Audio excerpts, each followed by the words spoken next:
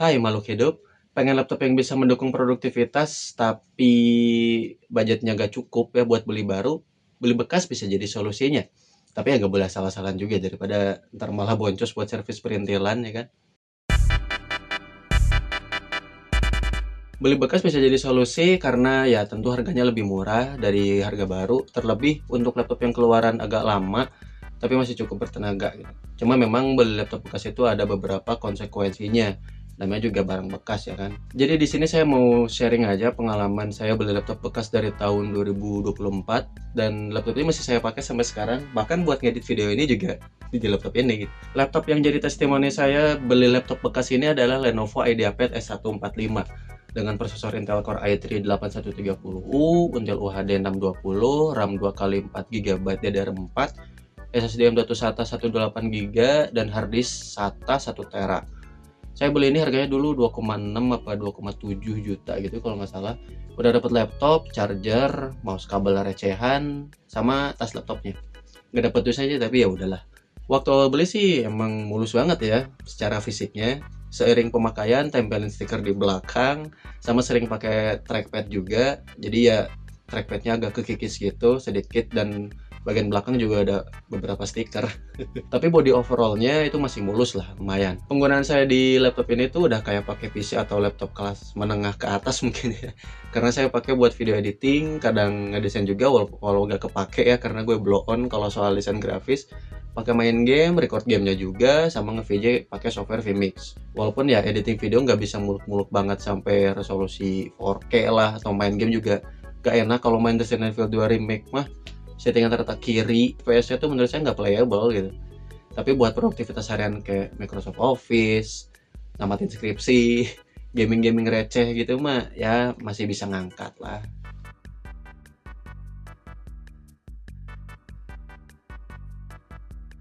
Nah, jadi kalau mau beli laptop bekas itu pertama jelas pikirin dulu kebutuhan kalian apa, sama budgetnya juga berapa.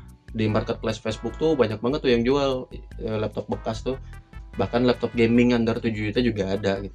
Bukan laptop cap gaming asal-asalan, tapi yang literally gaming gitu. You know what I mean. Sambil cari-cari juga hasil benchmarknya di YouTube gitu ya. Kalau misalkan kalian memang cari laptopnya tuh yang buat game, bisa ngebuat editing gitu, di YouTube juga banyak kok hasil-hasil benchmarknya. Jadi nanti kalian bisa cari aja unit secondnya gitu, mau itu di Facebook atau nyari-nyari ke teman misalnya. Nah itu kalau kalian berada dalam tahap hunting unit, udah nemu unit nih yang kalian pengen gitu kan, ajaklah ketemuan gitu. Kalau bisa ya di rumah si penjual, atau kalau yang jualnya itu toko jual beli ya di tokonya gitu. Biar kalau ada problem dalam jarak waktu yang cukup dekat gitu bisa minta tanggung jawab gitu. Nah di momen ini tuh kalian bisa cross check sedalam mungkin si laptopnya, mau habisin waktu berjam-jam juga nggak apa-apa sih sebenarnya, karena toh uang yang dikeluarkan kan nggak sedikit ya, jutaan gitu kan. Kita mau beli barang elektronik itu bukan beli kacang goreng. Proses pengecekannya lumayan banyak sih sebenarnya, nggak banyak juga sih, tapi ya agak ribet dikit lah.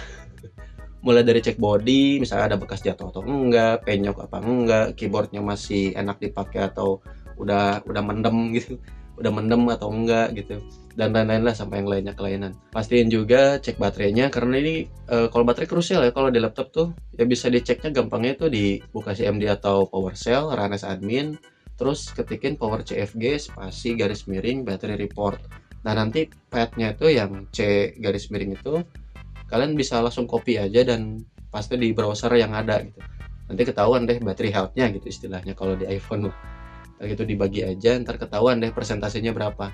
Cek juga layarnya, tahu-tahu ada nggak garis gitu kan, atau kalau misalkan ada dead pixel, pixel yang mati, dead pixel, stuck pixel, white pixel dan lain-lain. Ya karena kan biasanya itu lambat laun makin memburuk tuh. Si pertama ngegaris ini tiba-tiba banyak, atau misalkan pixel di sebelah sini tiba-tiba jadi nambah sini kan, jadi menghalangi kita menggunakan laptopnya gitu kan. Cek fitur-fiturnya juga kayak port-portnya berfungsi atau enggak gitu, USB 3.0 nya, 2.0 nya, USB-C, port LAN kalau ada port LAN. Ya pokoknya yang penting-penting yang biasa kalian pakai gitu. Speakernya sember atau enggak, sama sekalian cek performa serta suhunya. Terutama kalau kalian memang beli laptop yang speknya tuh agak tinggi tuh, yang tujuannya tuh buat ngedit atau nge-game gitu. Pastiin juga kelengkapannya. Ya kalau laptop keluaran agak lama, 2 tahun ke belakang atau misalkan 3 tahun lebih gitu, yang udah habis masa garansinya, ya yang penting unit sama chargernya ori aja. Kalau agak baru, consider buat tanyain dusnya aja sekalian gitu. Tahu-tahunya ada garansi yang masih bisa dipakai gitu, garansi resminya, siapa tahu kan. Dan kalau beli dari toko jual beli, kalian bisa sekalian tanyain ke mereka kasih garansi apa enggak setelah kalian beli laptopnya. Biasa toko gitu suka ngasih garansi sih, ya walaupun garansinya nggak lama ya, paling sebulanan doang gitu. Nah setelah pengecekan itu semuanya, kalau ada poin-poin yang bisa kalian ajukan untuk negosiasi harga, ya gas aja gitu, biar lebih murah ya kan. Setelah deal, sikat deh beli gitu. Nah kalau kasusnya yang tadi tuh yang beli dari toko jual beli, pas udah sampai rumah cek lagi aja, siapa tahu ada yang miss kan, ada yang belum dicek, karena sekalian manfaatin juga garansinya gitu. Karena saya juga, dulu juga gitu. Pas sampai rumah tuh mau denger lagu kan di laptop, baru kerasa ngeresek di speakernya. Akhirnya saya chat sama yang jual, terus ketemuan deh akhirnya besok lusanya tuh. Saya bawa ke tokonya lagi buat diminta dibenerin speakernya, dan gratis karena garansi. Cuma ya karena sekedar diakalin doang, jadinya sekarang semer lagi deh.